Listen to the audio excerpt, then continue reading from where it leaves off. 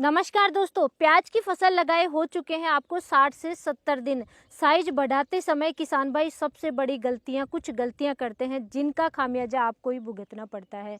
प्याज की फसल में ना तो दोस्तों कलर आ पाता है, ना ही साइज बन पाती है, ना ही आप उसको लंबे समय तक स्टोर कर पाते हैं। ऐसी कौन सी गलतियां करते हैं जिसकी वजह से आपको बहुत भारी नुकसान उठाना पड़ता है?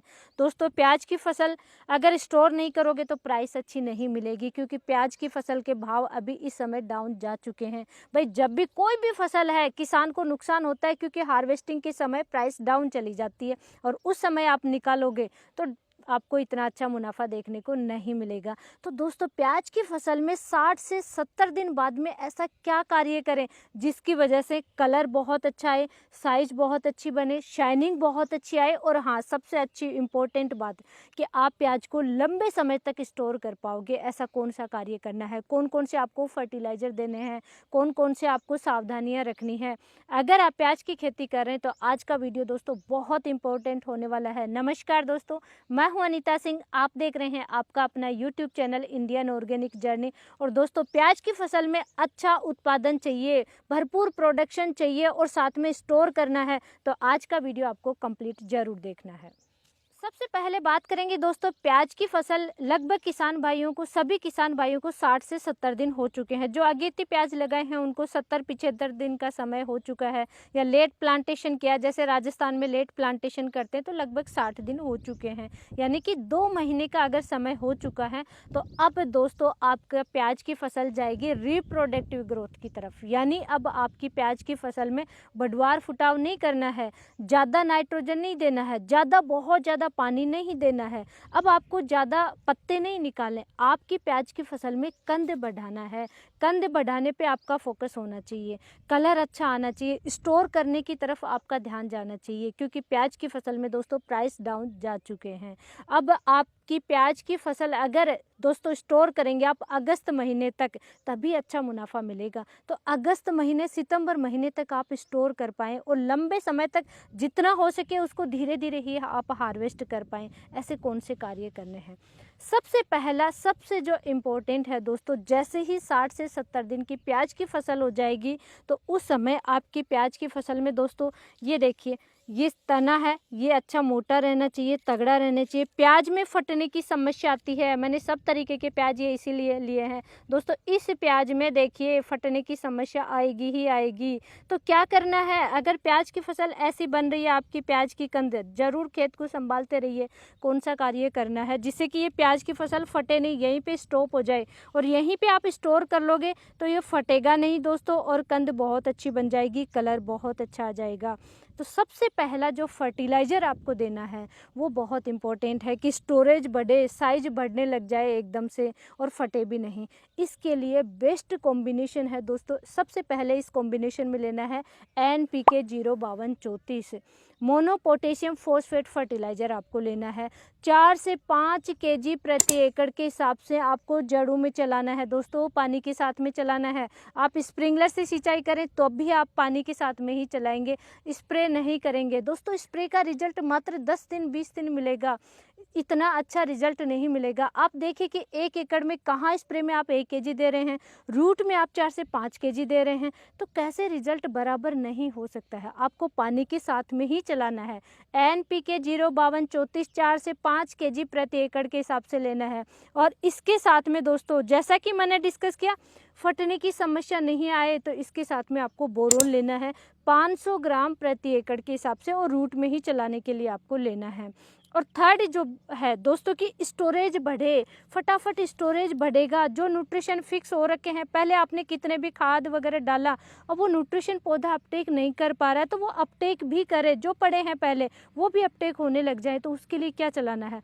फुल्विक एसिड चलाना है दोस्तों, प्रीमियम क्वालिटी वाला शुद्ध फुल्विक एसिड आपको 1 kg प्रति एकड़ के हिसाब से लेना है। ये तीनों का कॉम्बिनेशन बनाइए, अलग अलग घोल तैयार कीजिए और चलाते समय जब भी आप पानी के साथ में चला रहे हैं तो 200 लीटर टैंक में एक साथ मिक्स कर दीजिए और फिर पानी के साथ में चलाइए धीरे धीरे। रिपीट कर देती हूँ, NPK 05234 लेना है, बोरोन लेना है और फुल्विक एसिड लेना है। जब भी प्याज की फसल 65 दिन से 75 दिन के बीच में हो जाएगी तब आपको ज़रूर चलाना है दोस्तों।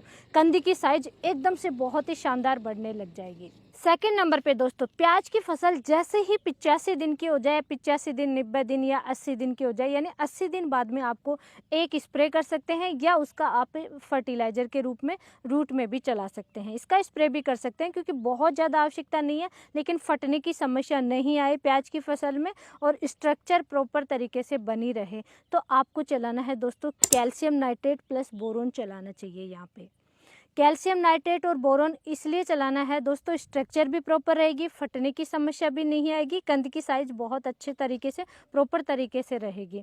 तो इसलिए आपको कैल्शियम नाइट्रेट चलाना है 4 से 5 केजी प्रति एकड़ के हिसाब से। 5 केजी से ज़्यादा मत चलाइए, कुछ किसान भाई 10 केजी तक चलाते हैं एक साथ में, रिजल्ट 5 केजी के बराबर ही मिलेगा। आप रिपीट कर दीजिए, जो भी पानी चला रहे हैं उसके साथ में फिर से रिपीट कर दें, लेकिन 5 केजी से ज़्यादा नहीं लेना है।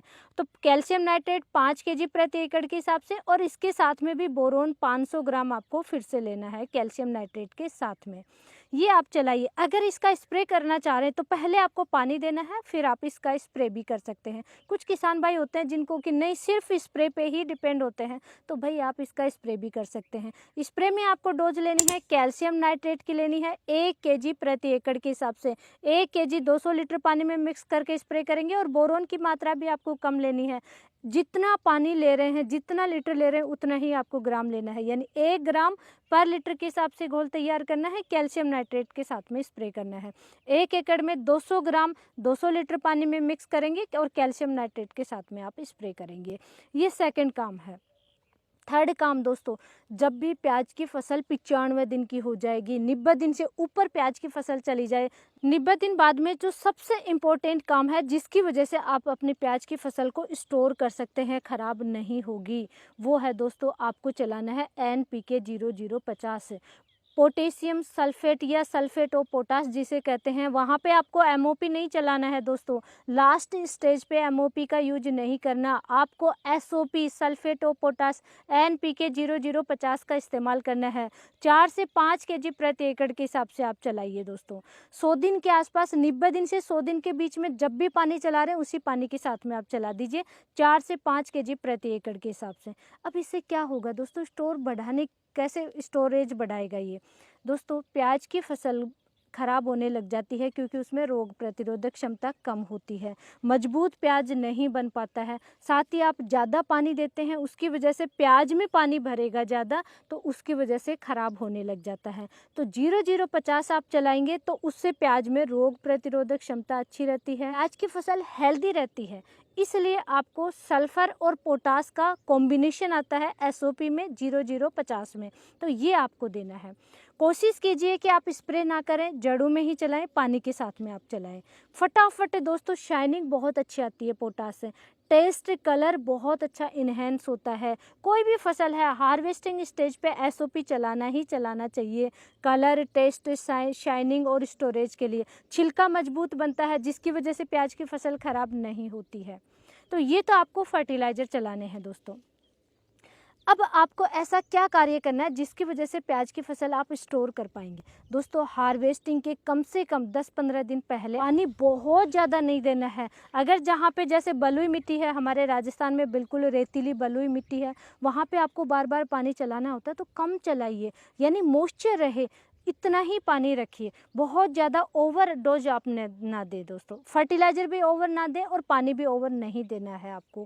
प्याज की फसल में स्टोरेज कर पाएंगे, प्याज की फसल कभी भी ख़राब नहीं होगी। और जो ये फर्टिलाइज़र मैंने आपको 3 शेड्यूल बताए हैं, ये आपको चलाने हैं, तभी आप अगस्त सितंबर तक प्याज की फसल को स्टोर कर पाओगे दोस्तों, ख़राब नहीं होगी। एक जो सबसे बड़ी गलती किसान भाई करते हैं, जो शुरू में मैंने डिस्कस किया, इस समय की प्याज की फसल में दोस्तों PGR का स्प्रे नहीं करना है।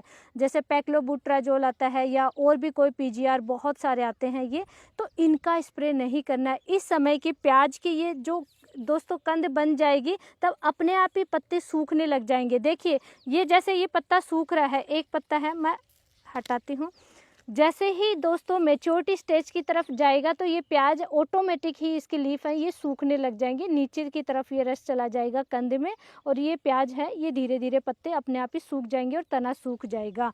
तो आपको पीजीआर की आवश्यकता नहीं है। और वैसे भी दोस्तों अभी तो स्टोरेज करने का समय है, तो आपको जल्दी हार्वेस्ट करने की आवश्यकता नहीं है, क्योंकि प्याज की प्राइस डाउन है। तो आप जितना हो सके प्याज को पहले तो खेत में खड़ा रहने दीजिए और फिर हार्वेस्ट करके आराम से स्टोर कीजिए। पीजीआर की कहाँ आवश्यकता है दोस्तों, तो पीजीआर का आप स्प्रे ना करें।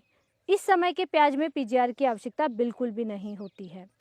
और किस टाइप की समस्याएं आ रही हैं प्याज की फसल में दोस्तों, जैसे पीलापन है, थ्रिप्स है, उनके हमारे ऑलरेडी वीडियो आ चुका है, कंप्लीट फर्टिगेशन का वीडियो भी आ चुका है, और 70-75 दिन का प्याज का फसल हो चुका है, तो आज की वीडियो में मैंने कंप्लीट डिस्कस किया है, जिसकी वजह से प्याज आपकी बहुत अच्छी होगी। और ऐसे ही नॉलेजफुल जानकारी के लिए वीडियो को लाइक कीजिए, चैनल को सब्सक्राइब कीजिए और ज़्यादा से ज़्यादा किसान भाइयों तक शेयर ज़रूर करें। धन्यवाद।